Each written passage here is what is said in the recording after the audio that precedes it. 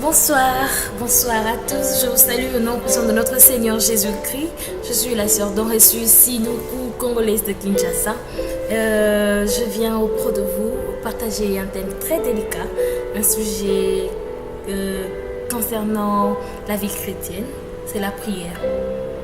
Avant tout, j'aimerais rendre grâce à Dieu pour cette grâce qu'il nous fait d'être toujours en vie. Il nous maintient en vie jusqu'à présent et je remercie les membres du groupe qui m'ont fait confiance et qui ont cru, qui croient en ce que le Seigneur a mis en moi. Et voilà, la prière est un dialogue tout d'abord. La prière est un moment précieux de communication entre le Seigneur, le Créateur et ses créatures. Je veux d'abord personnaliser ça parce que là, on va parler d'une seule personne pour bien comprendre. Tout d'abord, on a un verset qui nous assure trop. La prière. Tout le monde sait que dans Philippiens chapitre 4 verset 6 qui nous dit: ne vous inquiétez de rien, mais en toute chose faites connaître vos besoins à Dieu par vos prières et vos supplications avec vos actions de grâce. Cette phrase a vraiment d'assurance que il y a des points d'où on oublie. On est pressé d'aller prier, on est pressé d'aller dans la présence du Seigneur, mais seulement que nous ne savons pas comment le faire. Là, nous sommes dans Jacques chapitre 4, verset 3, qui nous dit: vous demandez et vous ne recevez pas, parce que vous demandez mal, dans le but de satisfaire vos passions. Tu te rends compte que tu pries. Tu as commencé à prier depuis des années 90. Tu as commencé à prier depuis des années 80. Mais il y a des choses que tu as demandé à Dieu qui n'y sont même pas encore arrivées. Tu ne te demandes pas pourquoi. Comment est-ce possible que je demande au Seigneur quelque chose que je ne l'ai pas? Donc, c'est peut-être parce que tu as mal demandé. Ou encore, il y a quelque chose qui t'empêche. Ou encore, le Seigneur n'a jamais entendu ta prière. Alors, j'ai divisé ces thèmes en 3 parties. Premièrement, je parle de qu'est-ce qui empêche ta prière de monter vers Dieu. Bien-aimés, nous savons tous que c'est le péché. Le péché est comme une boue qui nous empêche à avancer. Vous voyez, il pleut, vous avez vos pieds dans la boue. C'est difficile. Et attention, si la boue provient de l'argile. Hein. L'argile, quand il est en boue, et après, quand il y a le soleil qui sort, voilà, ça devient comme un roc. Le péché nous empêche d'avancer. Le péché nous empêche de voir Dieu. Le Seigneur nous aime, le Seigneur t'aime, le Seigneur aime tout le monde. Mais sauf que il n'aime pas ce qui est en toi. Il n'aime pas cette nature pécheresse. Le Seigneur ne supporte pas le péché. Voilà, quand nous sommes dans le péché, quand nous prions, nos prières n'arrivent même pas vers Dieu. Elles n'arrivent même pas. Donc c'est comme de bruit, son de bruit dans les oreilles de Dieu. Alors, je n'aimerais pas que tu te retrouves dans cette situation. Parce qu'il y a de temps où tu as beaucoup prié sur des sujets très importants et voilà, tu n'as pas toujours de solution parce que voilà, tu n'étais pas bien préparé.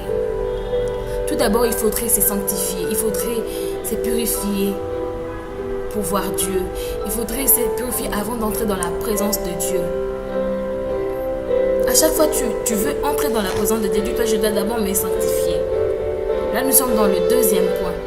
Qu'est-ce qui renforce et rend efficace ta prière? Qu'est-ce qui renforce et rend efficace ta prière? D'abord, renforcer, le mot renforcer, c'est comme rendre quelque chose plus solide, plus résistant, en particulier en lui ajoutant un élément.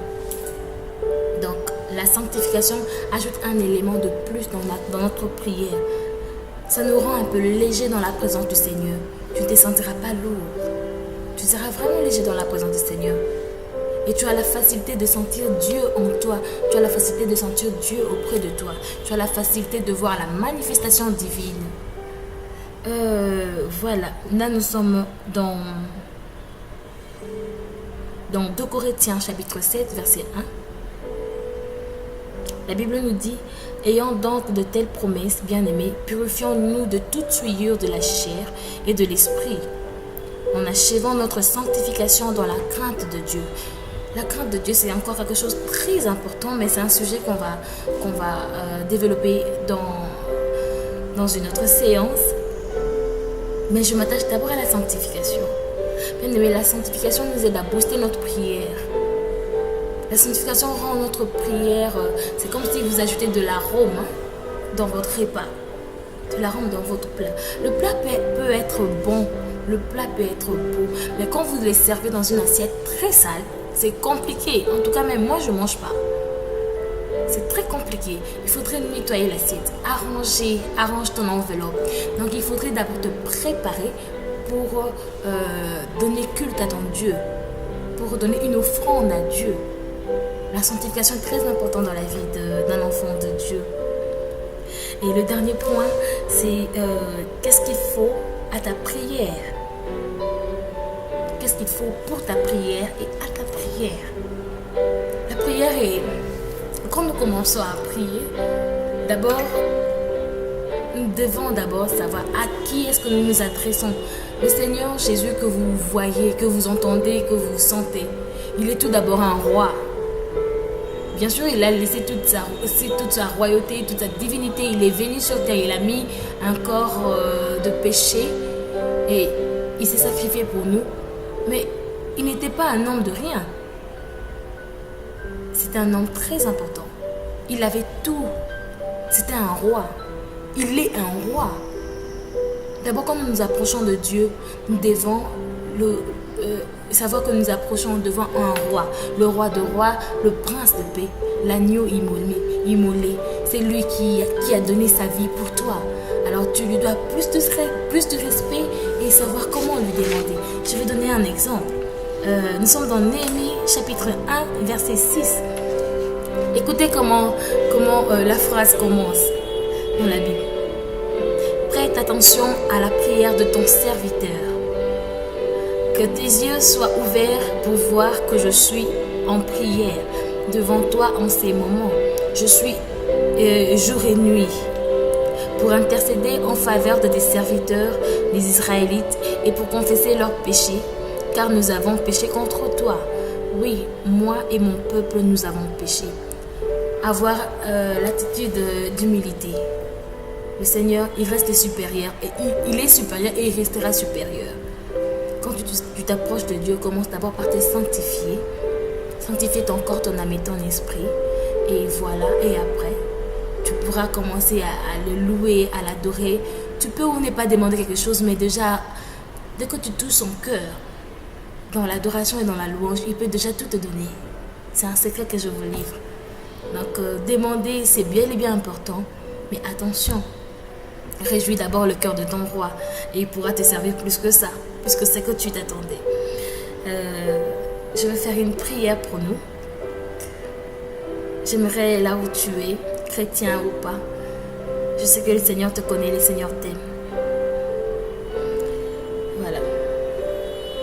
Seigneur Dieu, exauce de cieux le lieu de ta demeure, leurs prières et leurs supplications, et fais leur droit. Pardonne à ton peuple ses péchés contre toi. Maintenant, ô mon Dieu, que tes yeux s'ouvrent et que tes oreilles soient attentives à leurs prières. Maintenant, éternel Dieu, lève-toi, viens à ton lieu de repos. Ô Seigneur, viens avec ta puissance, ta majesté, que tes serviteurs sentent que tu es là au milieu d'eux. En eux également. Seigneur, je t'en supplie. Éternel Dieu, ne repousse pas tes oins, ne repousse pas tes serviteurs à cause d'un péché quelconque. Souviens-toi de grâce que tu leur as accordée. Souviens-toi de grâce que tu as mise en eux. Seigneur, donne-leur la force encore de rappeler à toi des âmes perdues. Nous t'avons ainsi prié, nous disons merci Seigneur Jésus-Christ. Alors, je te rappelle juste un message clé. Le Seigneur t'aime et il a encore besoin de toi. Partage ces messages à tout le monde. Merci bien.